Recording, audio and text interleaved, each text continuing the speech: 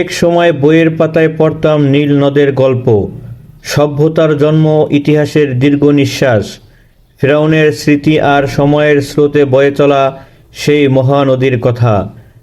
আজ সেই নীল নদের তীরে দাঁড়িয়ে ইতিহাস যেন বাস্তব হয়ে ধরা দিল জীবনের স্পর্শে।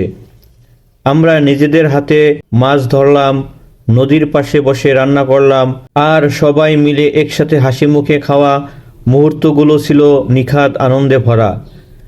নীল নদের শান্ত ঢেউয়ের মতোই সময় ধীরে বয়ে যাচ্ছিল, আর আমরা বন্দি করেছিলাম কিছু অমূল্য স্মৃতি। এই ছোট্ট ছোট্ট মুহূর্তগুলোই একদিন জীবনের গল্প হয়ে থাকবে, স্মৃতির পাতায় জল জল করে থাকবে চিরকাল।